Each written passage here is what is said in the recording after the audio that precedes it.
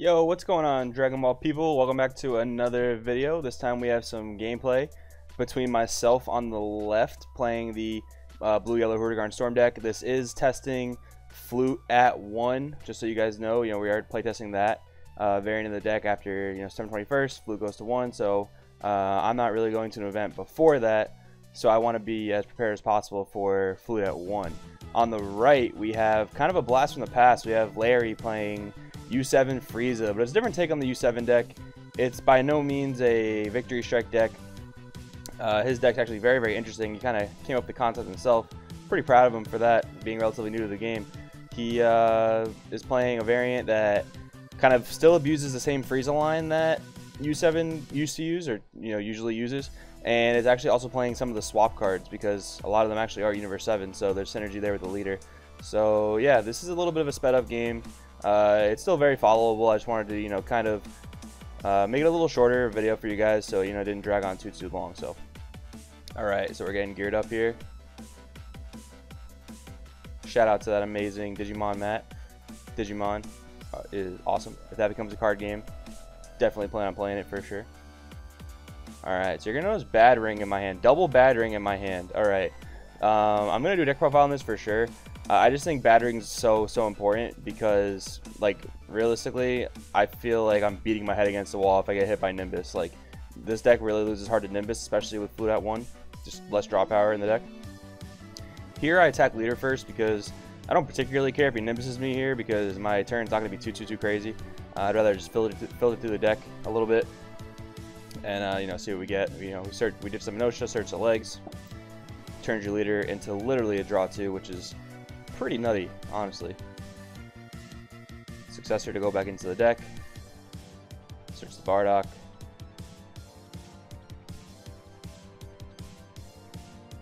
Quite a few shuffles. Gotta be thorough,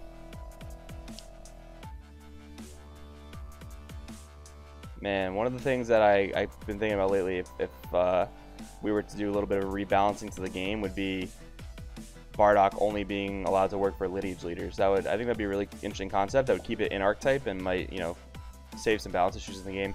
I don't attack with the Goten here, mainly because I don't want to get killed. I want to kind of like put a lot of pressure on the next turn, and yeah, I just don't want to leave it vulnerable there, and I don't want to necessarily put him at 5 life, just in case he can awaken himself. So I want the Goten to just stand up in active mode, so it's safe for the next turn.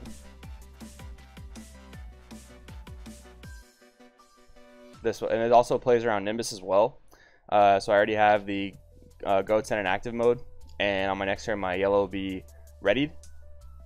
So this way, my bad ring is live if he does decide to Nimbus on the first swing. Yeah, Larry's deck's definitely a little bit more of a slow deck, but like I said, Nimbus gives this deck a really tough matchup. So the fact that it's just yellow stall until turn 4-ish is really solid.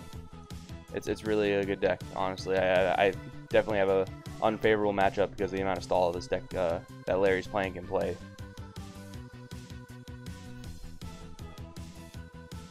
Debating what to take. I believe this, yeah, not the best exposure to what Goten's effect can get you. I think I took the Planet Vegeta. Definitely was not a great Scry 3. Go with the leader swing.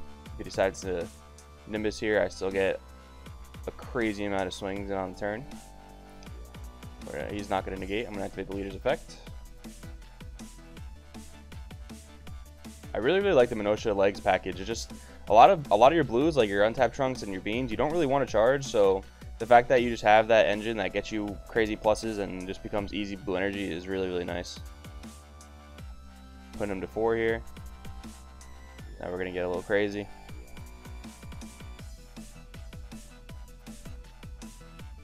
Got a really big hand. Dropping the Geen down. Bardock swinging in. Drop the bean. He's still got no negates. At this point, I can't really see his hand too well. I'm assuming he doesn't have the Nimbus. Oh, he does have a Nimbus in hand. Yeah, that's the one thing about Larry's deck, and obviously, we built it together kind of, and we each had some input on it, and he's playing Shugesh. You know, this is definitely taking advantage of the fact that Cronoa is being cut from a lot of sideboards. So there's that aspect to it as well. And yeah, it's just like, it's actually also like hard for Hirudegarn to side in Cronoa as well. Like, it's easy to put in the sideboard, but you play on such low energy that tapping one for a Cronoa sometimes can be really difficult. It just kind of interrupts the tempo of your turn. You know, you have to tap a weird energy for it, whether it be a yellow or a blue, and then if it's really your only play at the start of the turn because you need to get access to it, you know, you're gonna have to swing with it and do some weird combos to get your energy back up. It's really, really awkward sometimes. So, searching the unyielding. Yeah, Larry dropping the Shugesh on the Gohan. Just gets his swap ladder ready. Next turn, he can activate Pot of Greed.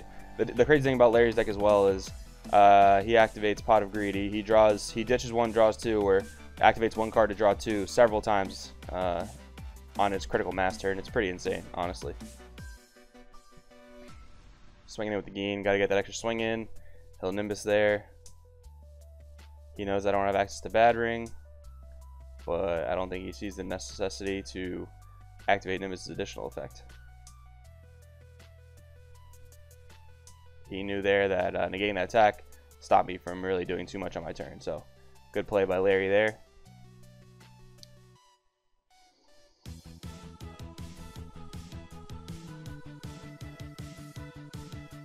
There's one draw two.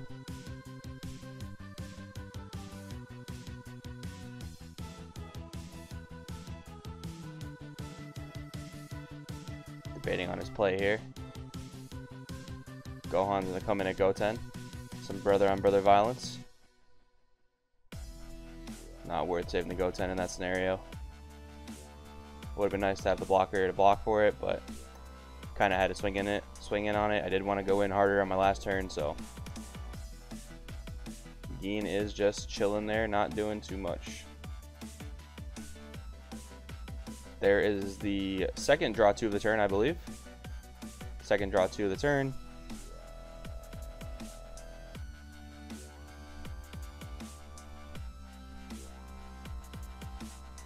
That Gohan is seriously good. That combination of the Shugesh and the Gohan into 4-drop Gohan is seriously awesome. Awakening the leader. Now we'll get another draw 2 going. Third draw 2 of the turn.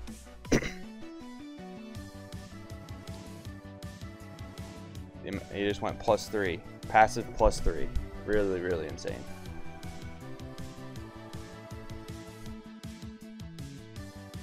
And he's still comfortable at that 4 life spot. You know, he's awakened on turn 3. It's a little earlier than I think he'd like to be, but he's still in a comfortable spot. Gonna opt for objection here.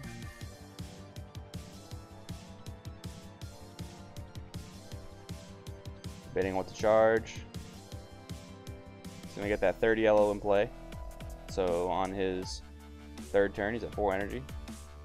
Really necessary for the deck. You know, we're playing more of a. We had Larry playing more of a mono yellow build before we decided to go with the small blue build because there are some decent U7 blue cards and objection to get him to his place faster. It helps him get to that Frieza chain a little faster. So he's gonna drop Scientist Fu here. There is the 4th draw 2. That is the 4th draw 2. That is just absolutely incredible. The amount of cards he just drew is insane. Just went +4 passively. Incredible. Fu at Hirudegarn. I have no choice but to take it. Don't really have the way to defend it, and don't really need to defend it for the most part. I know he doesn't have any more plays on his turn realistically. He doesn't have very easy access to untapping energy, so not really a huge issue there. He's going to go in with the Gohan. I'm going to combo out because I do want to be able to drop my Bardock next turn to do shenanigans. Need another 5k. I want to hold the Minosha, I believe, because I want to get another legs from deck. We have multiple Bardocks, so getting rid of a Bardock is not a big deal. You know, we really only need one. It really does just recycle itself. And he swings the Frieza into the Geen. Not a problem. Geen is going to die. Another Successor, searching raw combo power. Assuming any decent split, he's probably playing a second Shugesh, so that Gohan into another 4-drop Gohan after he Shugesh and interrupts my play is really hard. Also, being a Hirudegarn deck against a deck that can play Shugesh is actually really, really difficult to play. It really, really is a headache, you know, especially game one where you're most likely not mainboarding Cronoas. Playing against a Shugesh deck, it's really, really difficult. It's really uphill battle. You can realistically only assure your leader can never go for lethal. If they haven't burned through all their Shugeshes or burned through all their pop rest mode Gohans. So we're gonna go in with the Fu. This realistically is a decent play because if he negates, I do have the Battering Laser and he will be tapped out. The only defense he will have will be the Shugesh into the pop Gohan. He's not gonna negate. He's gonna start comboing. Trying to make him waste cards. He does drop a combo Gohan, the Gohan that pops rest of battle cards. I assume he has another.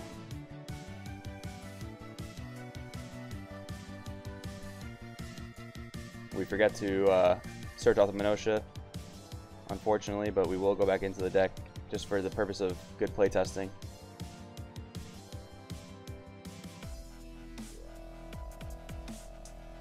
So we have the Trunks. We have a double strike. I want to put him down to 2 life. Kind of want to force him to take this.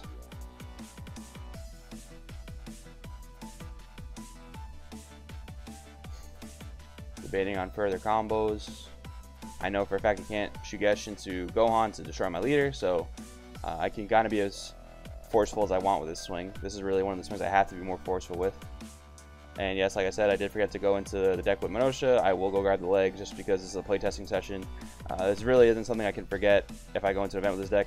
I will say I do hate playing this deck. I'm not an aggro player. I don't enjoy it very much, but it's very, very important to learn the sequencing of a deck like this. This way you can exploit any mistakes your opponent makes. You can interrupt them with negates. Know what attacks to combo out of. It's really, really important for us all to really be well versed in all the decks so that we know we might go against. Especially Larry, his deck is kind of theory crafted to have a good matchup against this specific deck, so we put it together, and we're just seeing how it goes for Larry's deck right now. And honestly, pretty well. You know, he did get put down to 2 life, but like I said, I can't just drop the Champa on this Bardock because it's a very, very decent shot that he's got the Shugesh into his interruption play. So I'm still gonna drop the Bardock, the Champa. I need to go for lethal. It's kind of the situation where if he has it, unfortunately. See, I can't just drop the whole hand because I am afraid of the Shugesh into Gohan, but he decides not to go with it here. I have three energy up, so he's playing a little more cautionary, comboing out of something he can combo out of, and then if he needs to drop it, he will. Very smart play on Larry's part, not just shotgunning the Shugesh into the Gohan for sure. Very good play. Now this is where this gets a little dicey. We are going to drop the Hirudegarn legs to try and go for game. We do have the 3rd Champa in our hand, so we are going to try to pressure game with the legs. And this is where I don't know if this is necessarily a misplay or not. I still have the yellow up for the battering, and you know, I'm deciding to go all in on this play here. Not all in, but relatively heavily in. I'm just trying to make something happen. It really is like beating your head against a brick wall. One, he's playing a Nimbus deck, and I realistically haven't gotten Nimbus yet, but the fact that he has access to the Shugesh play really, really gives us the Hirudegarn Rush deck a headache. 110%. So we're going to make it an even 15, 25, 35k. Shugesh into the Gohan, blow it up. Yep. I knew it was coming, but I had to force it out because otherwise there's no way I was going to be able to get a threatening attack that turn. Cycle through the deck a little bit with the flute. Even though Bardock can flute itself back, I just wanted to see more cards out of my deck, so I fluted it back. Nothing else better to flute, so I didn't want a dead extra card sitting in my hand. Turn 4 on 5 energy. There's a lot he can do here. Definitely has access to 2 potential pot of greeds, 2 potential +1s, 2 potential draw 2s.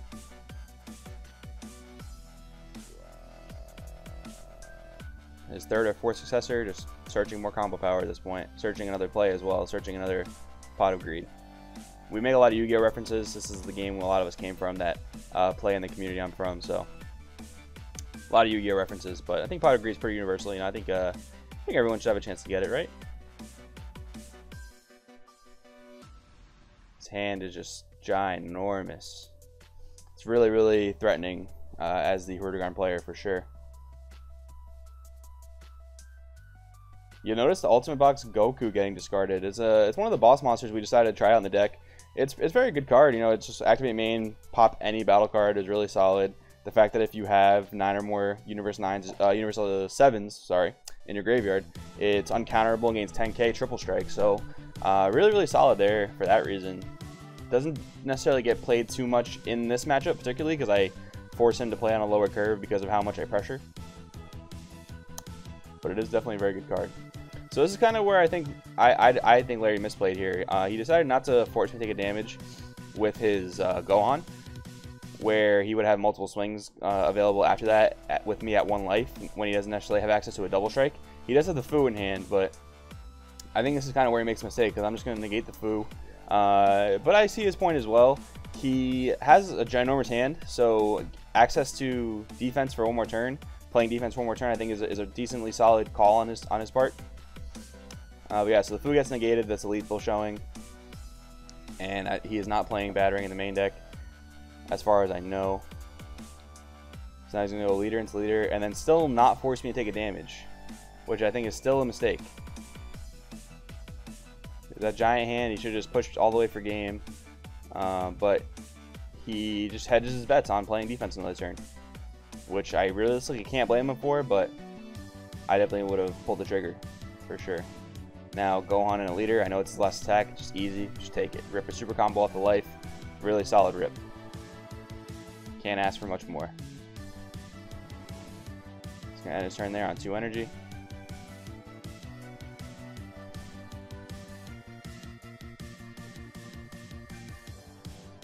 I see he's burned through 2 Shugeshes. I personally know his list does only play 2, but you can't count out any additional copies if you're going into a blind game. Rip the Scientist Fu, it's so good. Just draw 2. We still have the Battering from like turn 1. We still have the Battering. I'm gonna go leader in. He's gonna decide to negate here and resolve Nimbus. And I don't Battering here. It's not important to Battering here. All I need is my Fu attack to go through. This is playing with a little bit of knowledge, the fact that I know he's only playing 2 Shugesh, but it's a fair assumption to assume your opponent would only play a 2-2 split, I think. But I do not choose to negate there because realistically, I know with my hand, I'm not getting any more attacks off anyway. I need this Fu to go through, and I need to just drop as much as I can into it. And if he has the Shugesh, I just lose anyway. Got the Hoi that got us into actually, well, I guess swing with the leader got us into another Hoi, and we're just going all the way. We're just going all the way. So we got a 35, 45, 55 Scientist Fu. And this is actually going to cost Larry the game. He has way too many 10k pumps in his hand. That is the one downfall about the deck. It does play incredibly stall, but it does play a lot of 10k combos. And you know, this was a game I realistically should have lost. Most likely should have lost this game, but you know, it was a hard-fought battle. And you know, the fact that Nimbus just buys you turns literally is one of the reasons why I won that game. The fact that I put so much pressure on in the previous turn, and then I just happened to get into the Scientist Fu again. But that was like in my opinion, that was kind of like a freak accident. You know, of course I'm happy that I won the game, but the fact that I was able to, you know, top deck into a Fu and put it through, and you know, it was good knowledge on my part, I think, to not negate the leader swing, to not negate the negate and leader swing with the Battering laser, and just make sure the Fu went through. Had to make sure the Fu went through, and that was my last shot of winning. And unfortunately, unfortunately for me, unfortunately for Larry, I did win. That's also a good thing to take away from this as well. Even when it looks bleak, don't just immediately scoop it up if there's some kind of shot. You know, if there's absolutely no shot, like you know the contents of your deck, you know the matchup, and there's absolutely no shot of you winning, you know, of an out to it, that's one thing. You should probably scoop it up, especially in the face of time. You know, time rules being, you know, different time rules at every single event, but knowing the time rules and knowing when you need to scoop it up to get to the next game. But you know, there was a shot that I won, and you know, we weren't playing in time regulation, so I stuck it out, and I actually would end up being able to take the game. You know, you assume when your opponent has a hand full of, you know, 10 cards that, and you have 3 cards in hand, that they have 5Ks to combo out of your thing, but he wasn't playing a leader with a lot of energy manipulation, so I decided to try and take advantage of that. See if he had all the 10k pumps. He ended up only losing by 5k, by 10k actually, because he had to get 5k over my attack. So he lost by 10k, you know, and he had 5 cards in his hand that were just uncomboable. So a little bit of play match knowledge for you guys, a little bit of spicy deck for you guys, a little bit of never give up motivation for you guys. So yeah, guys, hope you like this gameplay video. Let me know what you think about it down in the comments below. We'll definitely be getting you more gameplay, especially testing Flute at 1. So with that being said, my name's Joey. Thanks for tuning in to Crossworld TCG, and I'll see you next time.